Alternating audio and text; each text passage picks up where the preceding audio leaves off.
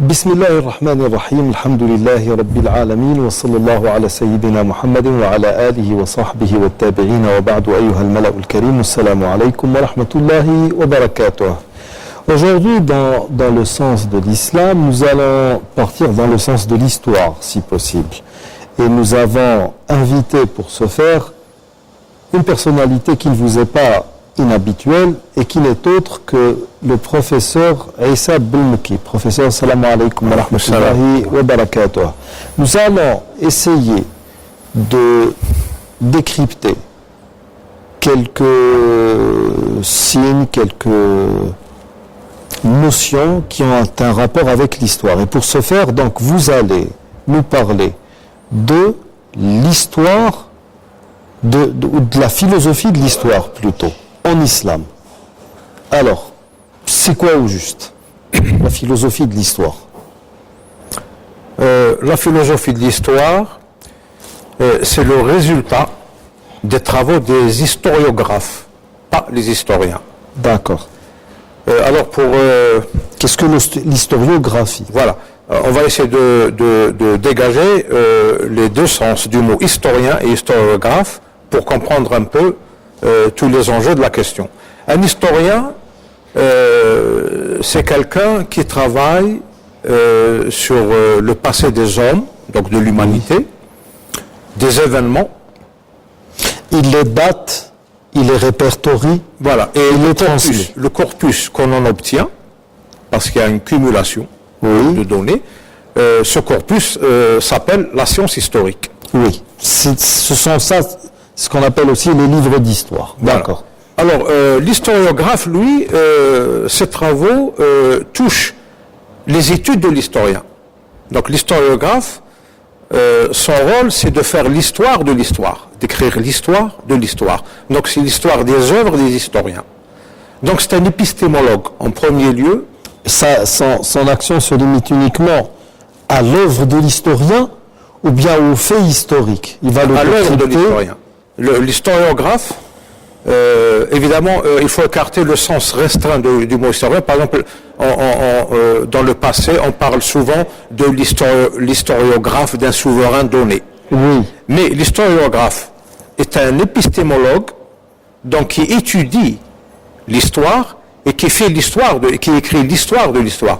Donc, il se concentre sur les œuvres des historiens. Donc, il a un travail critique. Il fait un travail critique. Et c'est de là que naît la philosophie de l'histoire. Pardon. Si je devais prendre en considération l'œuvre d'Ibn Rushd, par exemple, lui, il s'est penché sur l'histoire. Il a fait une étude critique de ce qui s'est produit avec les musulmans, leur déclin, etc., parce qu'il était outré par ce déclin. Et entre autres choses, il a commencé à étudier le fait historique. Et puis, même j'ai lu dans certains livres que par exemple pour Ibn Rushd, si par exemple un fait historique ne cadre pas avec son contexte, il est automatiquement faux. Il ne peut être vrai que s'il concorde avec son contexte. Ce qui est un peu bizarre venant d'un musulman, puisque si nous parlons par exemple, l'histoire de l'avènement de l'islam, il y a beaucoup de choses donc, qui, sur le plan historique, demeureront sans fondement. Bien entendu, pour un scientifique, vous parlez de miracles, etc., à moins que vous ne donniez une base plus ou moins scientifique acceptable, la chose ne passe pas. Moïse alayhi salam a fondu la mer en deux. Pour beaucoup de scientifiques, non, ça n'est pas possible. Sauf que pour d'autres, bien entendu, ça pourrait passer. Cela dit, je pense que l'œuvre d'Ibn Rushd, en tout cas d'Ibn Khaldoun, pardon, en tout cas quand on lit les prolégomènes, les Muqaddima, c'est ça, c'est vraiment, il revient avec beaucoup de critiques sur ce qui s'est passé dans notre histoire, dans le but de l'éviter, parce qu'il y a de la prospective. Mais ça, ce que je n'arrive pas à comprendre, c'est qu'Arnold Toynbee, par exemple, dans The Study of History, a qualifié cela de philosophie de l'histoire. Il dit d'ailleurs que l'œuvre d'Ibn Khaldoun, en termes de philosophie de l'histoire, est une œuvre, c'est l'œuvre suprême par excellence, c'est-à-dire que jamais auparavant quelqu'un a pu écrire pareille chose. Donc là, quand vous me parlez de l'historiographie, ça a tendance à chambouler ce que j'ai comme connaissance. Non, elles ne sont pas... Non, ça ne les chamboule pas, mais ça pose une problématique. Justement, vous avez parlé de cryptage. Oui. Les musulmans ont une lacune dans leur construction dans le domaine de connaissance. C'est justement le décryptage du passé, de l'histoire. Vous avez cité 3 noms très importants. Ibn Rushd. Ibn Rushd, c'était par erreur. Hein. Moi, je voulais citer Ibn Khaldoun. Ibn Rushd a amorcé une certaine critique. Mais lui, il était aristotélicien, donc il faisait un peu dans le rationalisme à outrance. Oui. Mais cet amour, justement, on l'a tué dans l'œuf en brûlant ses livres, en faisant l'autodafé de ses livres. Et c'est ce genre de comportement qui font que la société musulmane actuellement, elle est en retrait de l'histoire, elle est un peu en retard, elle a accumulé du retard. Ibn Khaldoun, qui jouit vraiment du respect d'Arnold Toynbee, lui, il a créé une science nouvelle qu'on appelle la sociologie de l'histoire, pas la philosophie de l'histoire. Mais qui dit sociologie, dit philosophie, donc philosophie sociale. C'est par le biais de la philosophie sociale que Ibn Khaldoun a créé sa sociologie de l'histoire. Maintenant, on arrive à Arnold Toynbee, et c'est ça la personnalité qui va tout expliquer. Arnold Toynbee, lui, il reconnaît être le prolongement de l'école khaldounienne en histoire. C'est le prolongement de la madrasa al-Khaldounia. Donc, il développe, il actualise ce qu'a laissé le legs d'Ibn Khaldoun. Et ça, c'est un acquis pour le monde musulman, parce que le monde musulman n'a pas réussi à faire ça. Alors, Arnold Toynbee, justement, c'est lui qui a découvert la philosophie de l'histoire, le concept de philosophie de l'histoire. Il l'a découvert en étant résolument révolutionnaire. Je m'explique. Là, je vais me barricader dans l'école britannique. Hein. L'école française, sur ce plan-là, quelque peu biaisé. Voilà. Oui. Donc l'école britannique, c'est vraiment scientifique et c'est vraiment honnête. Alors l'école britannique a mis en évidence 4 écoles qui interprètent la philosophie de l'histoire. L'école d'Arnold Toynbee, justement, qui se base sur la dialectique entre le défi et l'histoire. Quand un groupe humain est placé devant un défi, quand il relève ce défi, il fait l'histoire. Oui. La deuxième école, c'est l'école de la dialectique marxiste. Parce qu'il ne faut pas oublier que Marx a écrit ses œuvres en Grande-Bretagne, quand il était en Grande-Bretagne. Donc le Capital, par exemple, c'est un exemple parfait de la philosophie de l'histoire du point de vue marxien. Donc la dialectique matérialiste. Donc, l'Ala ou Tarikh, nous avons Tahaddi ou Tarikh, l'Ala ou Tarikh. Troisième école. Alors là, c'est une école qui correspondrait bien aux orientations des musulmans des premiers siècles. C'est l'explication religieuse de l'histoire. Le tafsir dini, les tarikh. Et là, c'est une école typiquement britannique. Par exemple, son auteur principal, c'est John McMurray, qui a écrit un livre colossal là-dessus. Et justement, j'ai une traduction en arabe, une traduction personnelle d'une phrase clé dans son livre. Je vais vous la lire. Ça, c'est John McMurray qui parle. Hein. Oui. Troisième école, l'explication religieuse de l'histoire. C'est dans son livre Le Guide de l'histoire. Allah, je le dis en français, à votre charge de traduire en français. Je le lis en arabe. En arabe. Allah huwa al-'illatu al-ula aw al-muharrik al-awwal wa al-tarikh huwa fi'lu Allah al-mustamir.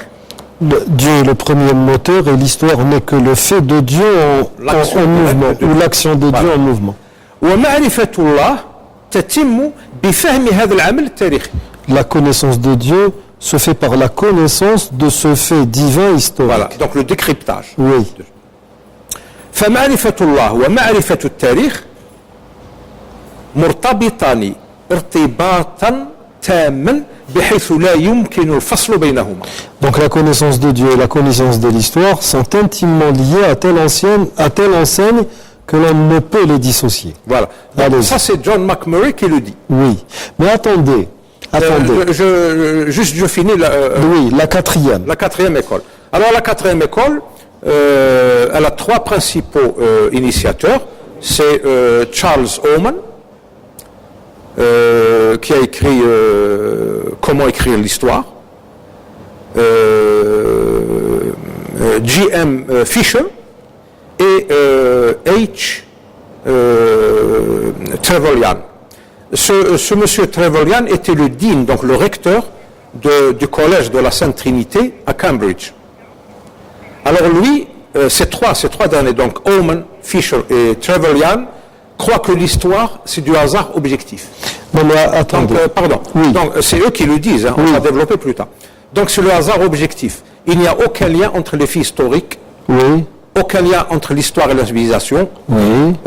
L'histoire est mue par des forces obscures qu'on ne peut pas décrypter totalement. Donc on doit les gérer en temps réel, au jour le jour. Donc ça c'est la quatrième école qui dit que tarikh sodfa. Donc l'histoire, c'est une suite de faits dus au hasard objectif. Oui, mais bon, donc ça c'est les grandes écoles britanniques qui essayent d'expliquer la philosophie de l'histoire. Oui, alors la question qui se pose, est-ce que nous les musulmans, nous avons une école ou une philosophie de l'histoire? Je voudrais revenir avec vous. Bon, la quatrième école, je suis désolé, mais bon, même pour un homme lambda, je sais pas moi, quelqu'un qui n'a pas fait d'études, ça n'est pas très très facile on va dire à avaler. D'accord? Mais pour ce qui est du décryptage de l'histoire par le fait religieux ou par le biais de la religion, là aussi nous sommes dans une école qui est quelque peu déviationniste, parce que ce courant de pensée, je pense que c'est lui qui a donné naissance à cette fameuse période de l'archéologie biblique.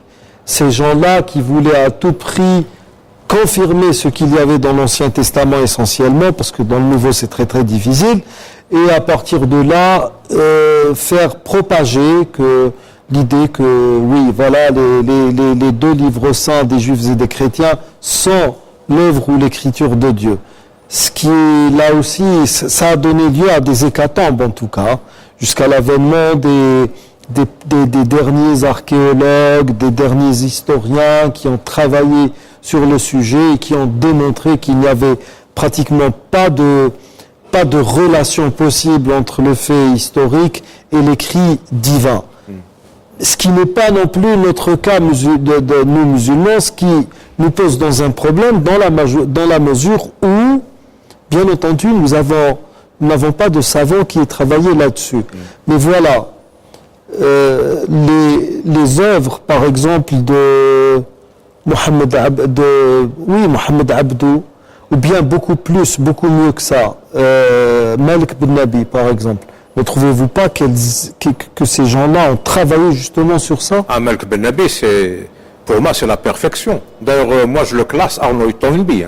Même mieux aussi, parce que j'ai lu Arnold Toynbee. Là, ce que vous venez de dire est très pertinent, parce que cette école qui explique avec la religion l'histoire, elle dévie, il y a des dérives. Par exemple, la dérive judaïque, c'est les Judéens, je les appelle les Judéens et pas les Juifs, les Judéens essayent de dédouaner leur credo, donc leur foi, à ce qu'ils croient, par l'action directe de Dieu. Oui. Du côté des musulmans, ça a dévié, donc ça a dérivé vers le fatalisme, le qadariya. C'est pour ça que la quatrième école, franchement, Et la troisième aussi, l'explication religieuse de l'histoire. Oui, elle dérive dans la qadariya, oui, le fatalisme. La quatrième encore plus, dans la mesure où l'on veut faire accepter ou faire admettre à tout le monde ce qui se déroule, c'est-à-dire le fait de l'histoire. C'est-à-dire, cette école... Vous êtes colonisé, c'est la volonté de Dieu. C'est un plan préalablement établi face au peuple, voilà. Nous sommes des acteurs, nous faisons notre apparition sur la planche, on joue notre rôle et on se retire. Et tout est prévu d'avance, c'est le problème du déterminisme, étudié par Denis Diderot. Oui. Dans son livre, dans son roman philosophique, Jacques le Fataliste. D'accord. Et là, justement, il faut le lire, ce roman. Moi, je conseille à nos amis téléspectateurs de le lire, Jacques le Fataliste. Diderot, il essaie de résoudre ce problème de la fatalité à travers un roman philosophique. Et pourquoi il l'appelait Jacques le Fataliste? Parce que déjà, en français, un Jacques, c'est un paysan. Donc, c'est un homme inculte, simple, rustre, mais qui comprend la fatalité mieux qu'un savant. D'accord. Donc les fatalistes sont souvent des gens lettrés, des érudits. Mais l'homme simple, il vit dans son environnement le plus harmonieusement possible. Donc cette école qui ce qu'on appelle tafsir din al-tarikh, tasmim ilahi, elle aboutit à des déviations. Et je crois que les musulmans, à certains moments, sont tombés dans ce piège du fatalisme.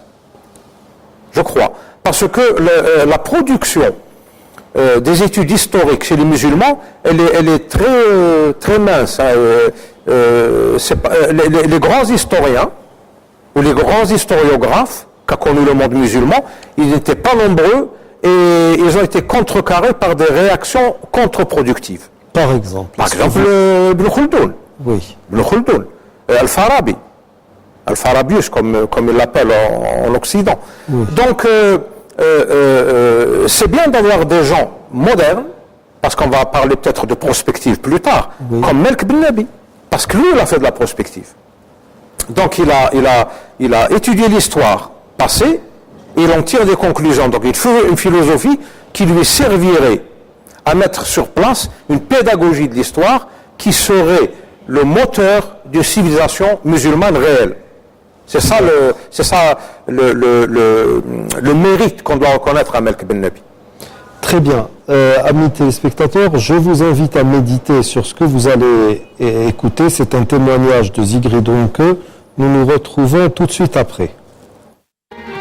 Loin de se contenter d'avoir sauvé le patrimoine grec de la disparition et de l'oubli, puis de l'avoir transmis à l'Occident une fois méthodiquement ordonné, les Arabes ont créé la physique et la chimie expérimentale, l'algèbre et l'arithmétique au sens actuel du terme, la trigonométrie sphérique, la géologie et la sociologie. En plus d'innombrables découvertes et inventions précieuses dans le domaine des sciences expérimentales, découvertes et inventions souvent plagiées et faussement attribuées à d'autres, ils ont légué à la postérité le présent sans doute le plus précieux de tous. Une méthode de recherche scientifique qui a préparé la voie à l'actuel développement. D'accord, donc imaginons que ces premiers musulmans n'aient pas fait ce qu'ils aient fait. Nous n'aurions jamais eu ce type de témoignage. Donc le vécu de l'islam, bien l'islam tel que nous le connaissons, donc il est sorti de la quatrième école, parce qu'il n'y a pas de fatalisme. Je suis là, c'est moi qui fais mon histoire, c'est moi qui travaille pour. Et puis, il est sorti aussi d'un décryptage religieux, je pense. Même en tant qu'historien, beaucoup de musulmans reviennent sur les faits et ne les étudient pas sous un prisme religieux.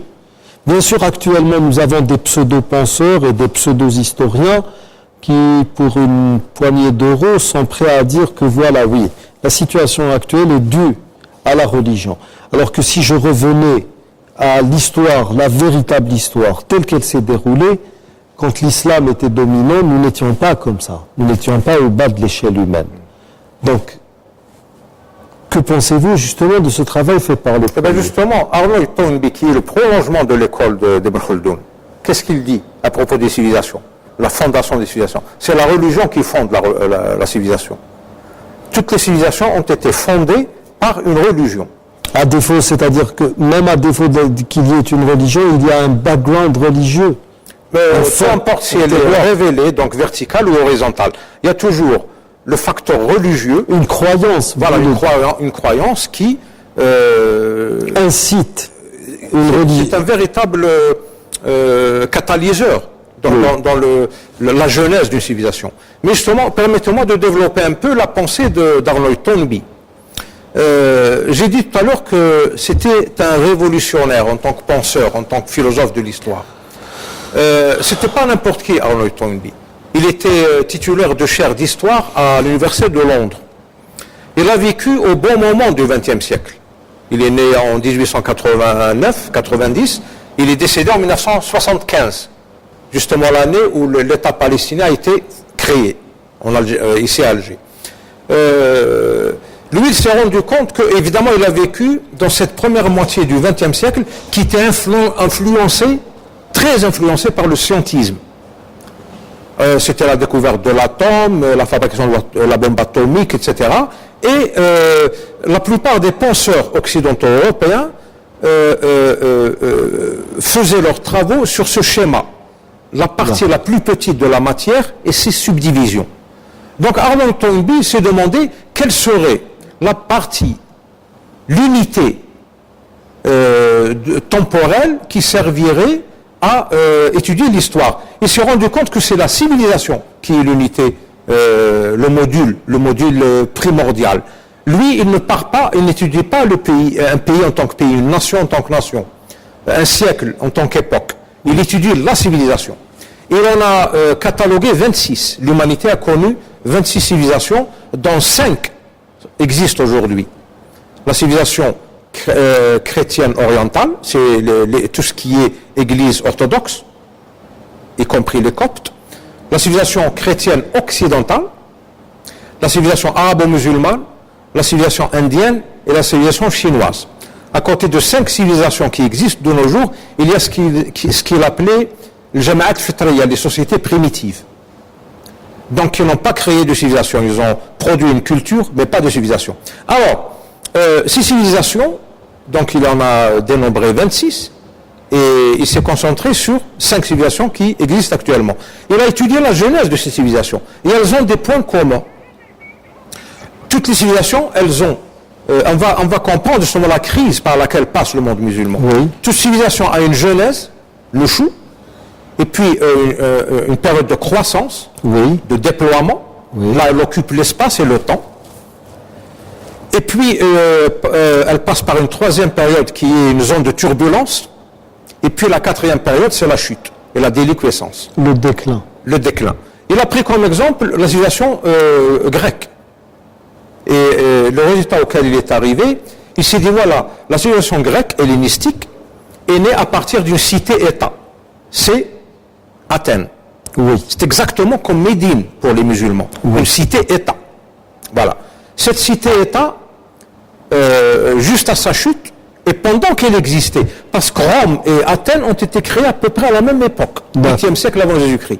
Alors, parallèlement à cette civilisation grecque, il y avait une civilisation romaine, latine, qui naissait aussi. Alors, quand la civilisation grecque est tombée, ça c'est l'analyse d'Arnold Toynbee, quand la civilisation grecque s'est écroulée, elle a trouvé la civilisation romaine pour prendre le relais. Et cet État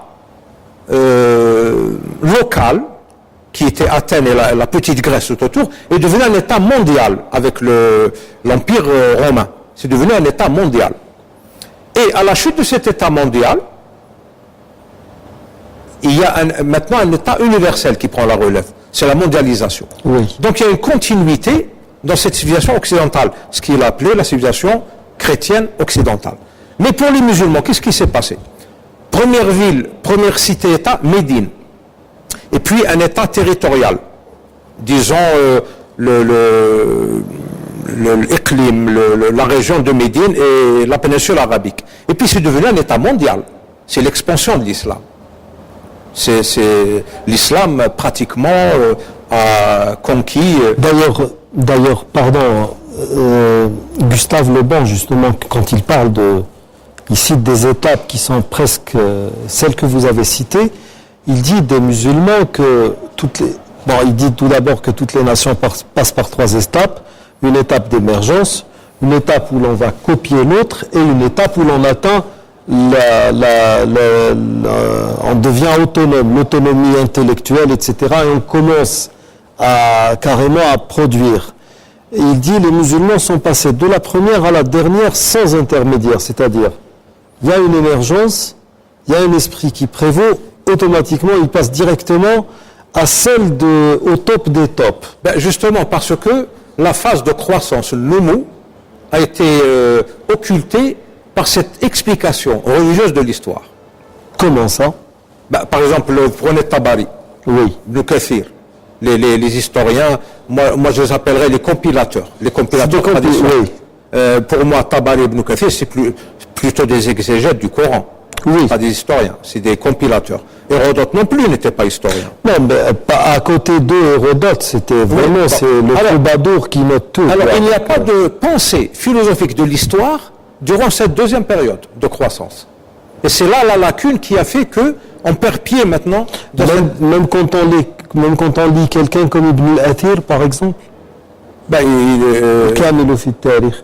المسعودي مروج الذهب, il était quelque peu. Moi je préférerais Al-Mawardi dans les principes du gouvernement. Là il l'ahkam sultaniya. Non, Al-Mawardi dans ses principes du gouvernement. L'ahkam sultaniya. Il a fait c'est un livre de ce qu'on appelle en langue arabe siyasa shar'iyya. Il a fait une analyse de l'histoire, mais pragmatique. D'accord. C'est-à-dire qu'il a essayé de dégager des lois à cette évolution civilisationnelle. Il a essayé mais il n'a pas réussi. Tout comme les frères de la pureté d'ailleurs. Mais là aussi. Mais ils avaient une vision utopique de l'État. Là aussi, nous sommes tombés dans une sorte de piège avec le Mawardi, dans la mesure où il y a beaucoup d'avis actuellement, quand vous discutez avec les gens d'islam, il y a beaucoup d'avis qui sont là, qui ont pratiquement presque la stature ou l'autorité du Coran, alors que ce sont des avis qualifiés en langue arabe de ara ijtihadiyya. Ça veut dire, il y a un avis qui prend naissance à un moment donné, et puis cet avis devient la norme. Je vais vous donner un petit exemple. On remarque entre autres signes ostentatoires, chez les musulmans par exemple, le port de la barbe. Nous savons qu'à l'époque du prophète sallallahu alayhi wa sallam, les Arabes la portaient. Nous avons des propos de Aïcha radiyallahu anha qui a dit, si je ne m'abuse, subhanalladhi zayyana ar-rijala bil-liha. Donc la barbe c'était une parure, zina, que les hommes portaient. Il l'a laissée aussi grande que possible, etc. Nous savons par la suite que le prophète alayhi salatu wassalam n'avait pas la barbe aussi longue que celle de certains de nos frères, puisque certains disaient qu'il est kanestamil al-qabd, c'est-à-dire à cette hauteur, etc. Et comme il a dit fa'anil liha, que veut dire lihafa, etc. Et puis le problème c'est que à un moment donné, il y a dans les différentes nations qui forment ce monde musulman, on va remarquer que en fonction de la société, ce port de la barbe va carrément devenir un cachet indiquant carrément l'origine de la personne. Il y a des gens qui ont des barbes hirsutes, etc. Il y en a d'autres qui ont des barbes bien taillées, et ça va comme ça. Les savants algériens, par exemple, d'il y a 3, 2 et même un siècle, on a une idée, surtout pour ceux d'entre eux dont nous avons des photographies. Et puis nous sommes arrivés aux années 90, la norme appartenait aux savants du Hijaz. C'était eux pratiquement qui dictaient la norme. Et eux, ils ont des barbes très très longues, hirsutes, dont ils ne prennent pas du tout soin, contrairement aux chiites, peut-être parce que dans l'inconscient, on ne veut pas ressembler aux chiites, bien que les chiites, leurs barbes, elles sont de loin plus belles, à mon sens, que celles que peuvent avoir nos frères du Hijaz. Et donc, c'est devenu une norme, à telle enseigne que le fait de tailler la barbe pourrait passer chez certains musulmans comme un manquement religieux. Vous comprenez ? Donc il y a Mawardi en écrivant ces fameux Ahkam Sultaniya, si pour vous il a fait une analyse de l'histoire pour la décrypter, pour moi, il n'a fait que reprendre des avis et les mettre pratiquement aux normes, ce qui ne devrait pas se faire normalement. En tout cas, il a fait un travail d'innovation qui touchait pratiquement tous les domaines civilisationnels. Les techniques, les technologies, donc la philosophie, la religion, etc. Mais il n'a pas réussi. Pourquoi? Parce qu'il a vécu dans une période, cette période abbasside, dans une période un peu négative du point de vue production. Parce que qu'est-ce qui fait la pérennité d'une civilisation? C'est la production, la variété, la richesse. Toute civilisation qui se spécialise est vouée à l'échec. Donc c'est le déclin. Arnaud Tonga a donné comme exemple Sparte. Elle s'est spécialisée dans la guerre. C'est tout ce qu'il savait faire, la guerre. Eh bien, elle est tombée.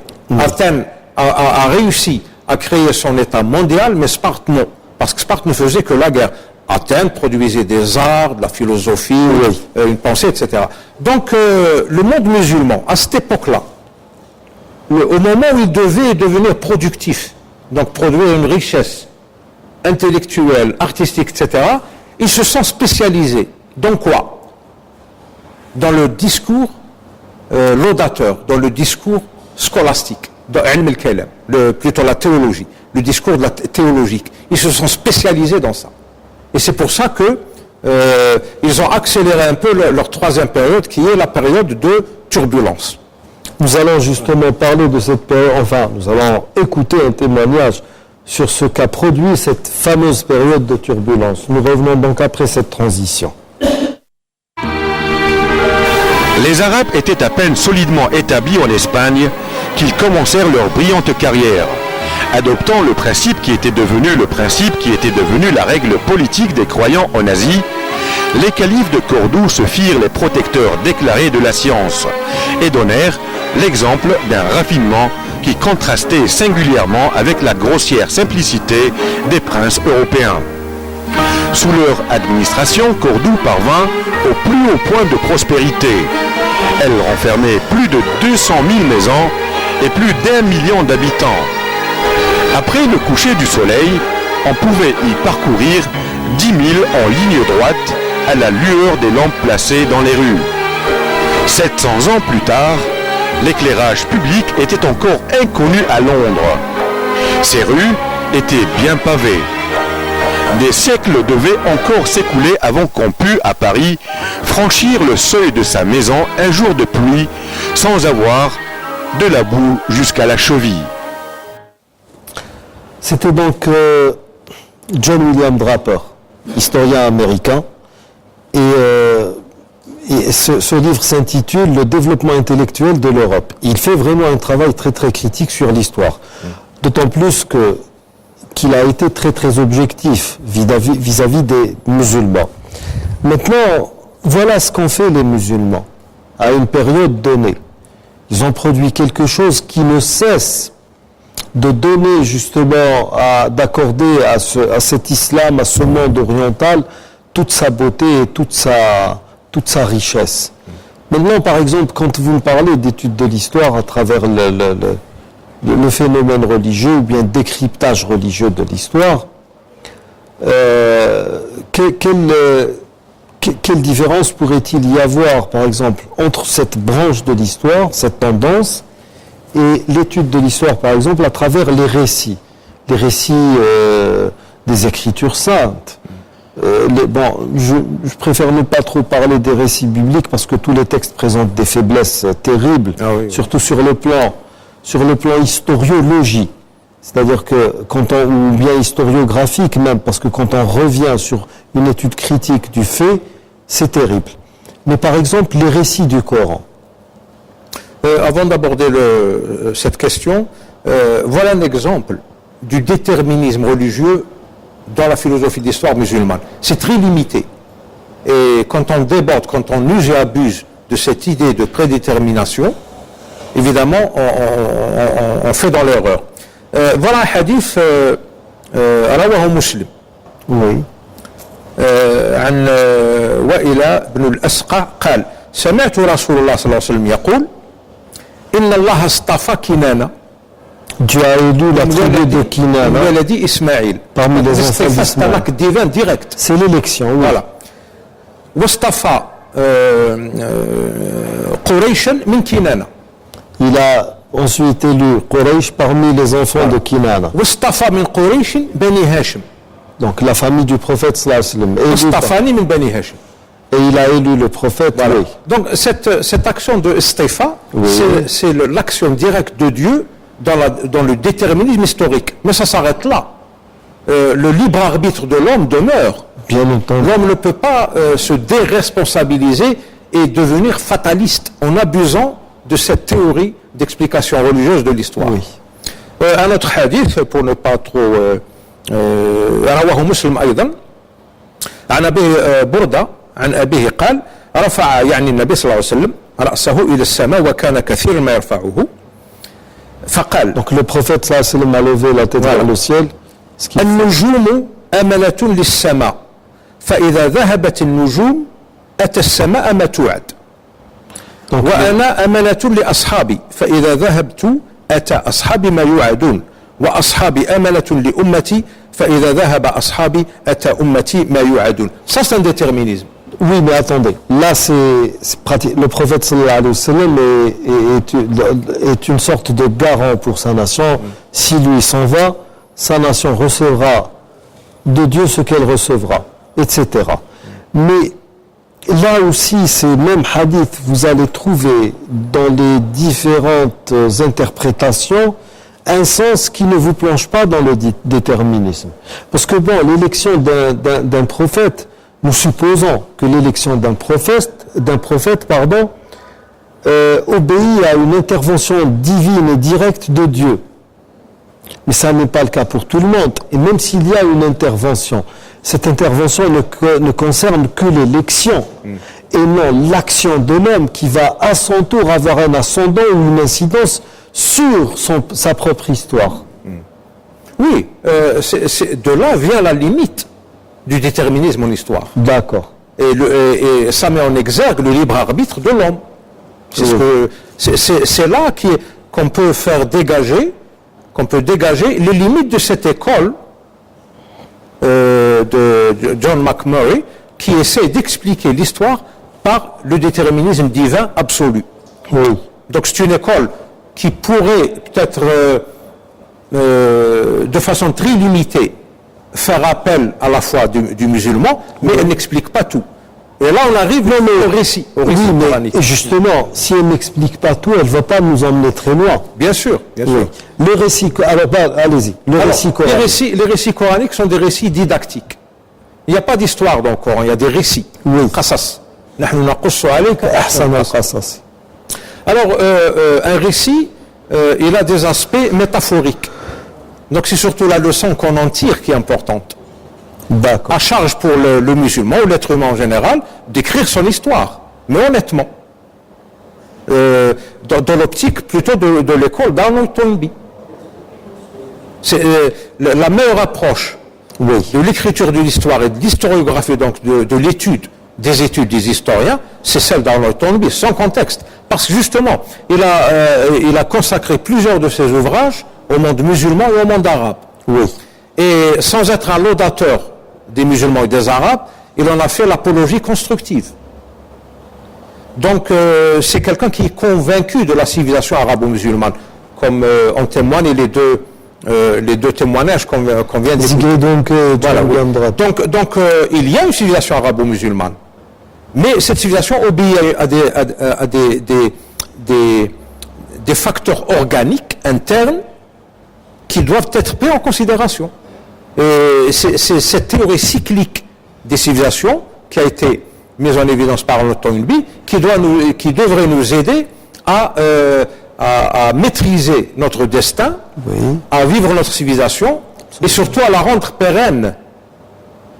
Éviter le... Parce que comme l'a dit Arnold Toynbee, toute civilisation qui est en déclin, il y en a une autre qui va émerger. Qui va émerger à côté. Par exemple, la civilisation grecque, la civilisation romaine, elle a pris la direction nord-ouest. Et puis, quand elle a décliné, elle a pris encore une direction nord-ouest. C'est les États-Unis, l'Amérique, qui est devenu un État mondial, universel. Donc, ça sera la même chose pour le monde musulman si les musulmans se défont. Si je me défais du facteur divin, je vais être astreint à vivre ce mécanisme dont parle Toynbee. Donc, on en voit un peu les prémices, hein, l'Irhasat. Oui, il y a une civilisation musulmane qui est en train de naître en Europe, donc au nord-ouest du monde arabo-musulman. Mais elle ne s'affuble pas de cette appellation d'islam. Bon, pour le moment, Melk Ben Nabi a vu ça. Melk Ben Nabi a pressenti ça. Et justement, il nous a mis en garde contre les guerres invisibles, les guerres d'idéologie. Oui. Parce que c'est par l'idéologie que l'Occident va empêcher l'islam de le conquérir. Ceci pourrait-il pousser le monde musulman vers certaines formes d'athéisme? Pourquoi? Parce qu'actuellement, il y a justement dans le débat musulman, il n'y a pas dans ce qui devrait faire le débat entre musulmans, il n'y a pas de débat, il y a des guerres, carrément. Et cette guerre d'idées, de propos, etc., est en train d'affaiblir, de bouffer, entre guillemets, la matière ou la substance du musulman lambda. Si bien que nous commençons à avoir les prémices d'une sorte de nouvelle ère qui serait caractérisée où le bien et le noir vont devenir deux zones franches. C'est-à-dire que c'est carrément, moi, je n'ai que faire de votre religion. Ça, c'est une caractéristique de la troisième période qui est la zone de turbulence. Et, comment Arnold Toynbee explique-t-il ça? Il dit que lorsqu'une société, une civilisation devient improductive, la majorité vont se laisser gouverner par une minorité. Et cette minorité va s'imposer en instrumentalisant la religion. C'est bien expliqué, ça. Donc le discours... C'est grave, hein, parce que c'est très grave. C'est ce qui est en train de se produire. J'ai parlé de guerre idéologique et Melk Ben Nabi nous a mis en garde contre ça. Le wahhabisme, le chiisme, tous ces modèles de pensée idéologique catastrophiques qui nous sont exportés, c'est une caractéristique de cette époque de turbulence. Parce qu'il y a des masses humaines énormes qui se soumettent à une minorité. Et cette masse humaine n'est plus productive. Et si on ne se relève pas à temps, on va irrémédiablement arriver à la quatrième période qui est celle de la décadence et de la chute, la déliquescence. C'est ça le problème, qu'il faut éviter. Très bien. Maintenant, ça c'est... pardon, juste pour revenir au récit didactique. Les récits didactiques, justement, ils mettent en évidence l'universalité du Coran. Oui. Parce qu'un récit coranique, c'est universel. C'est pas propre aux Arabes ou... Voilà, c'est des métaphores universelles, à charge pour nous de les dater, donc d'en faire l'histoire. Ça, c'est notre recherche. Mais le récit coranique, il est d'abord didactique, universel. D'accord. Et c'est ce qui nous permettra peut-être. Moi, j'ai beaucoup apprécié la semaine dernière les paroles de Cheikh Naboulsi. Oui. Parce que il appartient à un groupe qui a compris les grands enjeux, les grands problèmes qui touchent à la société musulmane, donc à la civilisation musulmane, qui mettent la civilisation musulmane en péril. Et ce groupe s'est démarqué des minorités gouvernantes et il communique directement avec les masses, c'est-à-dire les grands ensembles humains. C'est pour justement éviter que ces grandes masses humaines se soumettent et restent soumises à des minorités qui gouvernent. Et c'est là le génie de ce groupe, Sawad al-Ikha. Deuxièmement, ils ont opté pour une relecture des textes fondateurs de l'islam. La lecture du Coran du groupe de Cheikh Naboulsi n'est pas celle des exégètes traditionnels, taqlidiyoun. Oui. C'est autre chose, c'est vraiment contemporain, sans pourtant se démarquer de la source. Mais nous avons besoin d'une telle lecture, parce que c'est cette lecture qui va nous permettre de penser l'avenir, de le planifier, de créer notre brainstorming, c'est-à-dire notre prospective musulmane, donc de prévoir les problèmes avant qu'ils n'arrivent. D'accord. Voilà. Maintenant, quand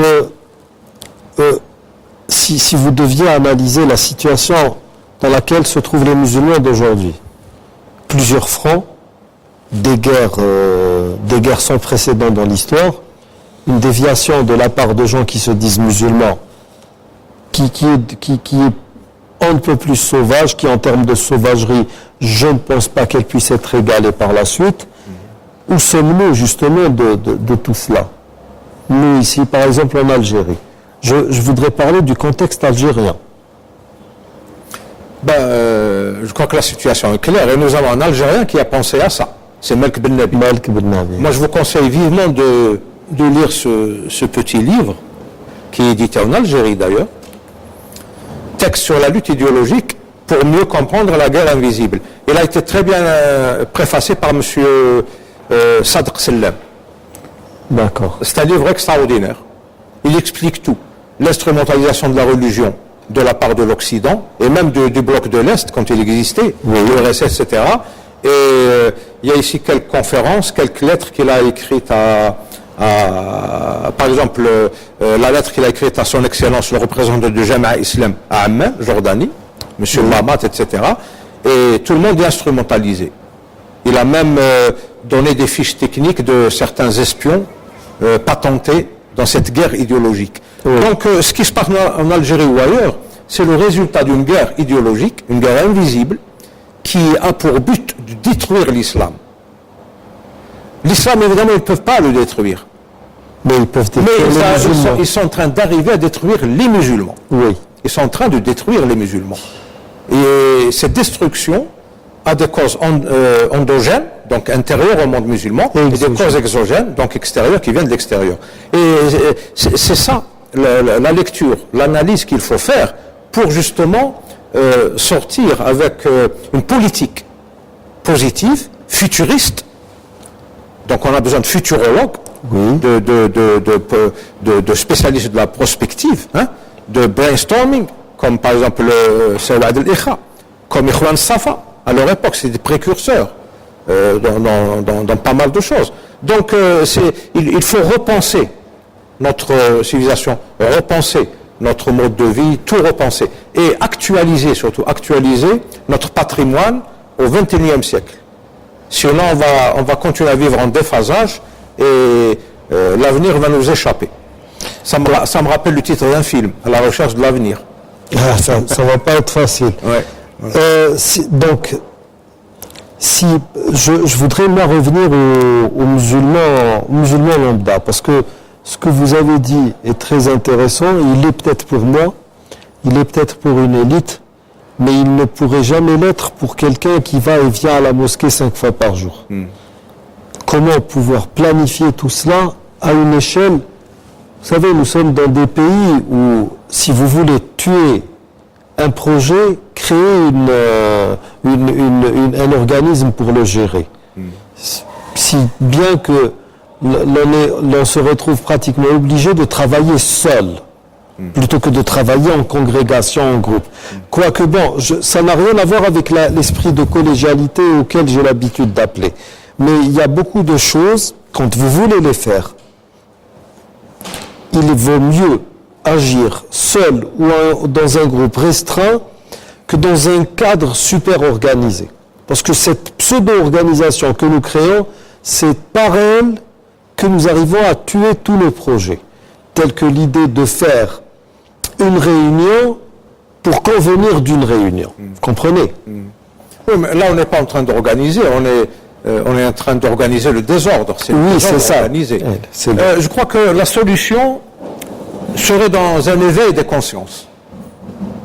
Et cet éveil de conscience logiquement, serait l'aboutissement d'une relecture, une nouvelle lecture de nos textes fondateurs, comme le font les frères, enfin l'Ikhwan Safa moderne, c'est-à-dire Sawad al-Ikha, le groupe de Cheikh Naboulsi, et surtout veiller à ce que l'impact, donc l'influence sociale soit la plus large possible. Deuxièmement, il faut surveiller ce qu'on appelle dans le jargon politique quotidien, ordinaire, les caisses de résonance, pour fermer la porte à ces interventions, à ces influences étrangères. Et les caisses de résonance, c'est pas uniquement des caisses de résonance ou des groupuscules, des cellules dormantes qui travaillent pour l'Occident. Il y en a qui travaillent pour l'Orient aussi. Oui. Comme, je cite cette mouvance qui s'appelle les salafistes. Oui. Les salafistes, c'est des cellules dormantes qui sont de véritables caisses de résonance. Qui sont... Attention, l'Algérie présente quand même des particularités. Parce que le salafisme, si je devais revenir au concept, c'est quelque chose que j'ai en moi. Ibn Badis l'a bien dit. Je ne parle pas du concept, je parle nous parlons du concept politique. D'accord. Voilà. C'est dans le cadre d'une idéologie. D'accord. Wahhabite. Oui. C'est ça, je parle dans ce cadre-là. Donc il faut étouffer les caisses de résonance, faire la guerre à ce qu'on appelle les chaînes de transmission, les courroies de transmission, et surtout au relais, parce que ces idéologues, ces idéologies, ces faussaires de l'islam, parce que l'islam, il a ses faussaires. Et ces faussaires, il nous reste 2 minutes, docteur Bouk. Alors, les faussaires, c'est des idéologues. Par exemple, l'idéologie chiiste, l'idéologie wahhabiste, ça c'est les faussaires, ils faussent tout. Et les fossoyeurs sont chez nous. C'est des intellectuels, des cheikhs, des imams. Alors l'un fausse et l'autre enterre. Et c'est ça le problème. Il faut faire la guerre à tous ces mécanismes qui, à notre insu, sont en train de détruire les fondements de notre civilisation et de notre société. C'est vital. Et nous avons nos références.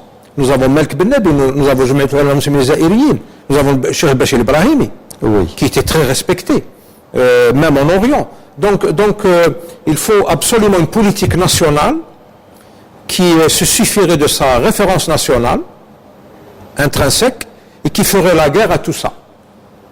Les caisses de résonance, les courroies de transmission et les relais, qu'ils soient occidentaux ou orientaux, c'est kiff-kiff. Il faut leur faire la guerre, il faut éviter qu'ils aient un impact irréversible sur la société. Ce qui ne va pas être une c'est pas facile. Tâche facile. Là c'est de la futurologie, hein, c'est de la prospective. Donc sur cette note de prospective, nous arrivons au terme de cette émission. Je vous remercie de l'avoir suivi et d'ici la prochaine émission, je vous dis astagfirukumullah alladhi la tadi'u wada'a. Wassalamu alaykum wa rahmatullahi wa barakatuh.